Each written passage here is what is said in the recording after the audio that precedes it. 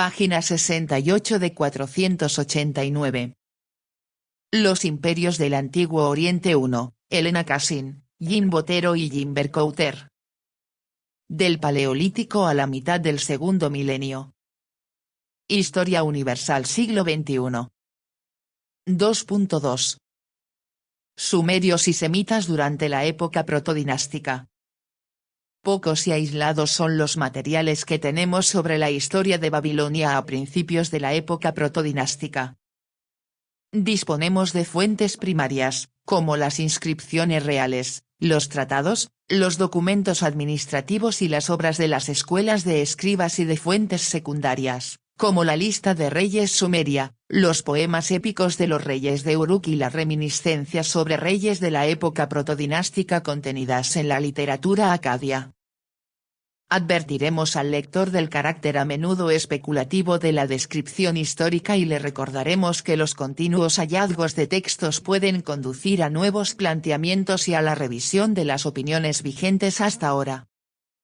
El escepticismo que puede producirnos un conocimiento fragmentario no debe impedir que lleguemos en cada caso a las conclusiones que se nos ofrecen.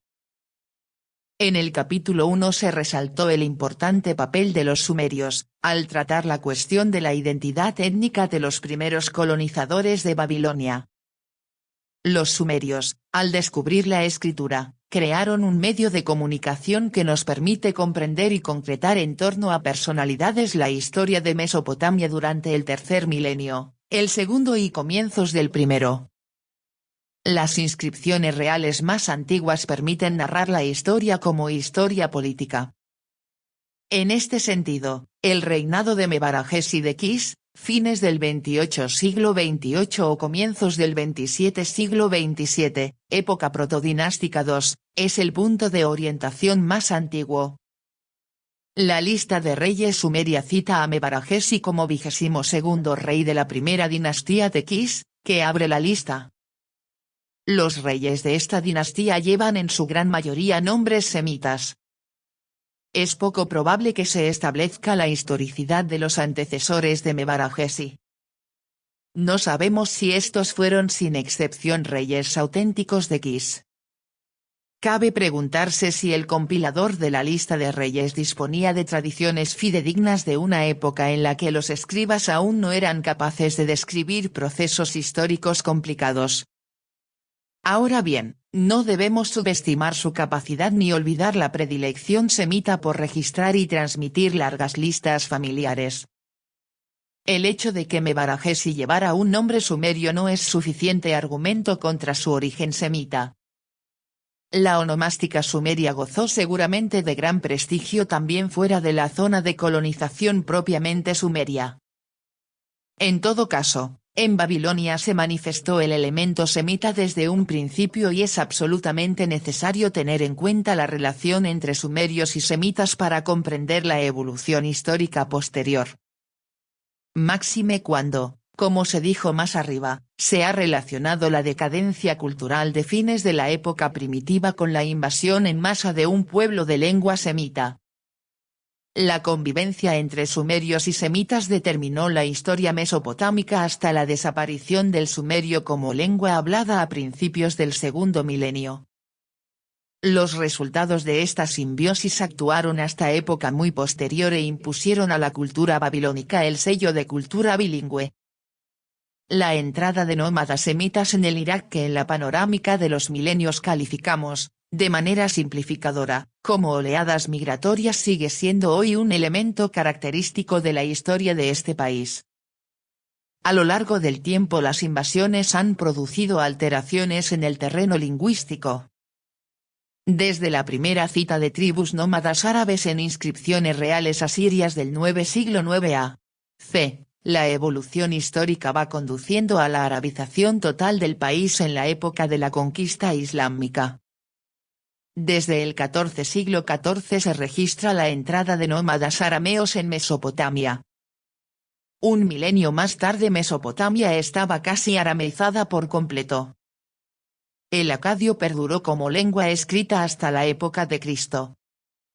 En tiempos de la dinastía de Akkad aparece citado por primera vez un pueblo semita nómada, llamado por los habitantes del país Martu, en sumerio, o Amurru, en acadio. Nosotros llamamos a estos semitas amorreos o, en un sentido general, cananeos, por el estrecho parentesco de su lengua con la rama cananea del semítico. Siglo y medio más tarde los Martu amenazaron el reino de Ur III. En época babilónica antigua los Martu usurparon el poder en muchos lugares de Mesopotamia. La lengua acadia, sin embargo, era aún lo suficientemente fuerte para asimilar a los invasores y evitó la transformación de la lengua del país. La oleada amorrea o cananea alcanzó también la parte occidental del creciente fértil. Sin embargo, la evolución histórica de Siria exceptuando Mari y Palestina, hacia fines del tercer y comienzos del segundo milenio, es más difícil de captar que la de Babilonia, debido a las insuficientes fuentes de que disponemos. Los acadios, que derivaban su nombre y el de su lengua de Akkad, capital del reino fundado por Sargón, constituyen la más antigua capa semita registrada en Mesopotamia. Es muy posible que no fueran el pueblo semita más antiguo instalado en el país. Quizás se superpusieran a una capa anterior que participara en la primera colonización de Babilonia durante el quinto milenio. Pero aquí nos perdemos en la oscuridad prehistórica. Los más antiguos testimonios fidedignos de la presencia acadia en Babilonia son los constituidos por los nombres de persona que aparecen en textos arcaicos de Ur y los primeros préstamos semitas al sumerio. Podemos suponer, durante el período protodinástico II, una amplia colonización semita en Babilonia del norte y la región del Diyala, y con ello la existencia de una oposición entre el norte semita y el sur sumerio. ¿De dónde provenían los acadios? Podemos responder a esta pregunta con cierta seguridad, teniendo en cuenta el curso de las oleadas semitas posteriores, especialmente la amorrea. Es probable que la capa acadia se trasladara de norte Siria a sur, estableciéndose en la región del Diyala y en la parte norte de Babilonia, con centro en Kis. Desde, a lo más tarde, el protodinástico II, la ciudad de Mari, en el curso medio del Éufrates, fue un importante centro acadio, cuya importancia perduró hasta la época de Hammurabi. Mientras que las inscripciones, los nombres de personas y los préstamos pueden ser atribuidos con seguridad a un grupo étnico, los hallazgos arqueológicos ofrecen dificultades. La escultura del protodinástico II de la región del Diyala se caracteriza por una acusada sobriedad, por formas aristadas y tendencia a la abstracción, en oposición a la escultura sumeria de la época primitiva y a la del protodinástico III, que con sus formas redondas y naturalistas parece volver al estilo de la época primitiva. En la escultura no sumeria abunda el tipo de figura votiva, el llamado suplicante, que durante el protodinástico III abunda en el sur sumerio de Babilonia. Figuras de este tipo están atestiguadas en Mari, Asur y en Tel Quera, cerca del nacimiento del Kabur. Debió, pues, existir una relación con el norte de Mesopotamia. Otra novedad son ciertas grandes tablas votivas de forma cuadrada con relieves poco destacados de la superficie, atestiguados también en la región del Diyala. El estilo de las figuras es parecido al de las estatuas votivas. También en la región del Diyala aparece durante el protodinástico II un tipo de templo proveniente del norte, el llamado Erdaus templo templo de hogar. El altar se encuentra en uno de los lados extremos de la cella la entrada, en el lado longitudinal, junto al lado opuesto al altar. Esta planta no corresponde a la planta simétrica del templo sumerio de la época primitiva. En el último tiempo ha sido hallada una cella del tipo del templo de hogar en un templo de la época protodinástica de Nippur. Este es hasta ahora el único testimonio de esta época hallado en Babilonia. Por otro lado, existen relaciones con el norte y con los templos arcaicos de Istar de Asur. La cerámica pintada de rojo y adornada con figuras, Scarlet Ware, de la región del Diyala constituye otro rasgo que acentúa la originalidad de esta región y su independencia con respecto al mediodía sumerio. Sin embargo, el templo de Kafagi, nombre actual de la antigua Tutú, establece de nuevo una relación con Babilonia del Sur.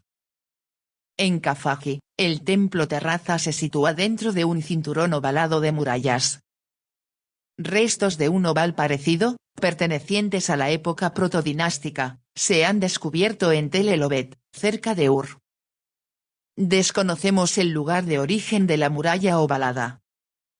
También resulta un enigma la proveniencia del material de construcción típico de todo el protodinástico y utilizado tanto en la región del Diyala como en toda Babilonia, el llamado ladrillo plano convexo. Este ladrillo, en vez de tener la forma cuadrangular habitual, tiene la superficie abombada. En la construcción se colocaba inclinado, de tal manera que en el corte transversal de las capas de ladrillo de un muro resultaba un dibujo de espiga. Todas estas innovaciones están indudablemente relacionadas con el advenimiento de un pueblo nuevo. El problema está en saber si provienen exclusivamente de la capa acadia o si surgieron en un contexto étnico complejo.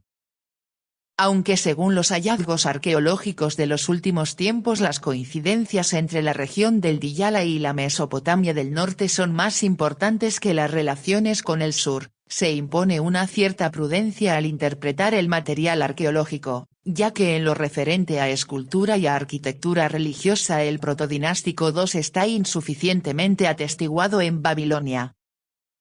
Sin embargo, el estilo sumerio del protodinástico III se diferencia claramente del estilo norteño del protodinástico II. Podría pensarse en una reacción, una vuelta a formas de la época primitiva.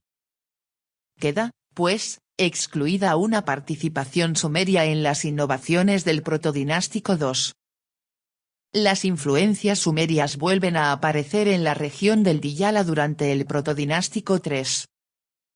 Las innovaciones en el terreno de las artes plásticas estuvieron precedidas, en el paso de la época primitiva a la época protodinástica, por una decadencia formal, sobre todo en el arte de los sellos. Esta decadencia se ha achacado a las primeras oleadas acadias. En tal caso también habría que hacer responsable al elemento acadio de las innovaciones artísticas que siguieron al periodo de decadencia. De esta interpretación resultarían importantes consecuencias a la hora de enjuiciar la estructura social acadia durante el protodinástico II.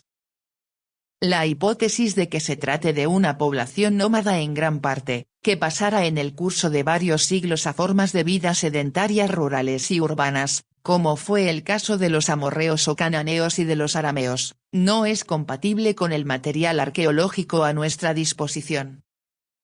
El asentamiento de los acadios se llevó a cabo ya en el protodinástico I. También se plantea la cuestión de cuál fuera el modo de vida acadio en los territorios de origen de Mesopotamia del norte. Únicamente si aceptamos que hubo asentamiento de pueblos semitas antes del protodinástico II se explica que en Mari se comenzara a utilizar en este periodo la escritura sumeria para representar la lengua acadia. Daremos aún un paso más y supondremos que el asentamiento de los acadios en Mesopotamia del norte precedió a su establecimiento en la región del Diyala y en Babilonia. Si nuestras hipótesis correspondieran a la realidad, el estilo de la escultura del protodinástico II que aparece en las figuras de suplicantes del norte no se debería a la influencia de la región del Diyala, sino que, por el contrario, se trataría de la irradiación cultural hacia el sur de una provincia cultural del norte de Mesopotamia. Quedan por resolver dos cuestiones en esta materia llena de incógnitas. ¿Deriva el arte de la Mesopotamia septentrional de impulsos provenientes del sur sumerio? Recordamos el enclave babilónico de época primitiva situado en Tel Brak, en el nacimiento del Kabur. ¿Cuáles fueron los pueblos que en Mesopotamia del norte tomaron parte activa en la creación de la cultura? Al área asiria pertenece el tipo del templo de hogar, que en el protodinástico II aparece en la región del Diyala. En contraste con la región del curso medio del Éufrates, Asiria contaba durante la época protodinástica con pocos pobladores semitas. El hecho de que la escritura no se generalizara hasta la época de Akkad responde seguramente a motivos étnicos. En efecto, en Asiria, todavía en el siglo XX a.C., pueden hallarse restos de una población semita autóctona. Después de esta digresión volvamos de nuevo a Babilonia. El encuentro entre sumerios y semitas provocó, como suele suceder siempre cuando se encuentran dos pueblos y dos lenguas, préstamos recíprocos. El sumerio fue fundamentalmente la parte donante.